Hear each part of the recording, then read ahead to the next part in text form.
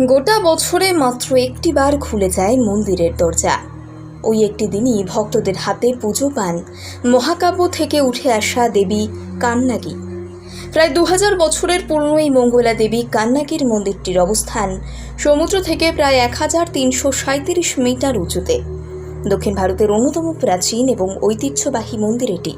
কেরলের ইদুক্কি জেলা এবং তামিলনাড়ুর থেনি জেলার সীমান্তে অবস্থিত এটি। দীর্ঘদিন পর্যন্ত এই মন্দিরের মালিকানা নিয়ে ঝগড়া লেগেই ছিল তামিলনাড়ু এবং কেরলের দুই সরকারের বিরুদ্ধে। পেরিয়ার ব্যাঘ্র প্রকল্পের ভেতরে থেক্কাডি থেকে প্রায় 15 কিলোমিটার দূরে এই মন্দির। খালি পায়ে হেঁটে মন্দির পৌঁছানোর উপায় নেই, ভরসা জিপ।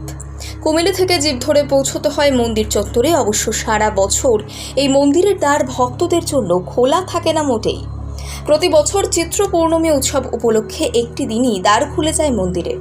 সেদিন কেরলের ইদুক্কির এই মন্দির চত্বরে ভিড় করেন হাজার হাজার ভক্ত।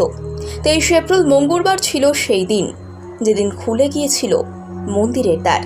পান্ডিয়া স্থাপত্য দিয়ে সাজানো এই মন্দিরের সীমানা প্রাচীর এবং মন্দিরের দিকে যাওয়ার ধাপগুলো বিরাট বিরাট সব পাথর দিয়ে তৈরি। জঙ্গলের মধ্যে দুর্দান্ত নৈসর্গে মোড়া এই মন্দিরটি কেরলের এক প্রাচীন ঐতিহ্য, যাকে এক ঝলক দেখতে ছুটে আসেন দূর দূরান্ত থেকে মানুষ। এই মন্দির আসলে বছরের পর বছর ধরে নারী শক্তির প্রমাণ। তামিল মহাকাব্য শিলাপাক্ষিকারামের একটি নারী চরিত্র দেবী কান্নাকি, যাকে দেবী হিসেবে পুজো করে দক্ষিণের মানুষ।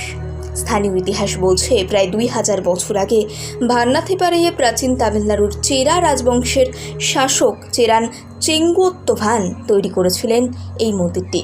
প্রতি বছরই এপ্রিল থেকে মে মাসের মধ্যে একটি দিন মন্দিরের দরজা খুলে যায় ভক্তদের জন্য। সেই দিনটা চিত্র পৌর্ণমী উৎসব।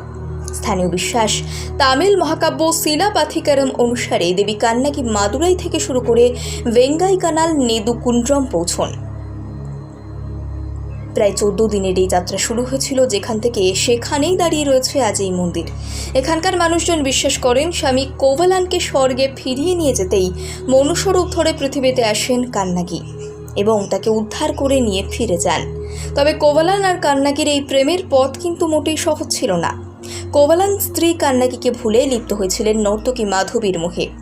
বণিক কোভালান ভাগ্যের ফেরে সর্বশান্ত হন এবং চলে যান সোজা মাদুরাই। সেখানে গিয়ে রানীর নূপুর বলে স্ত্রীর নূপুর বিক্রি করতে গিয়ে ধরা পড়ে যান। রাজার দরবারে পেশ করা হয় কোভালানকে।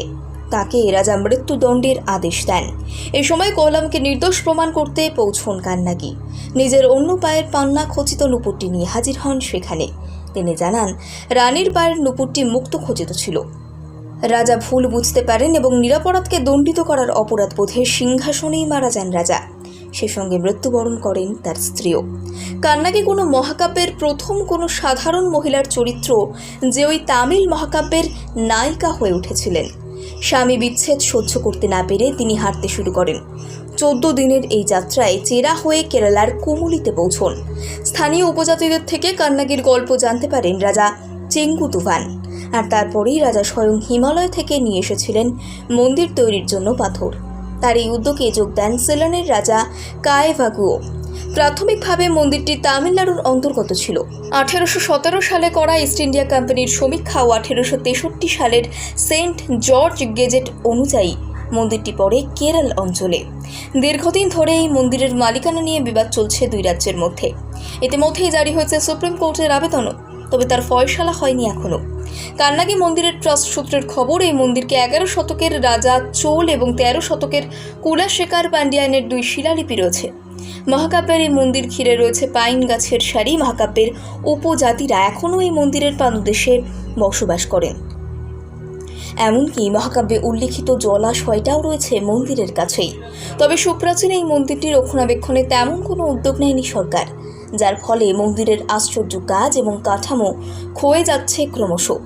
এমনকি মন্দিরটি রক্ষণাবেক্ষণের জন্য কোনো তহবিলের ব্যবস্থাও নেই। মন্দিরে মঙ্গলা দেবী ছাড়াও রয়েছে কারুপুষ্যামী, শিব এবং গণেশের মূর্তি। তবে সংরক্ষণের অভাবে কতদিন টিকে থাকবে প্রাচীন এই মন্দির, তা নিয়ে সন্দেহ রয়েছে বৈকি।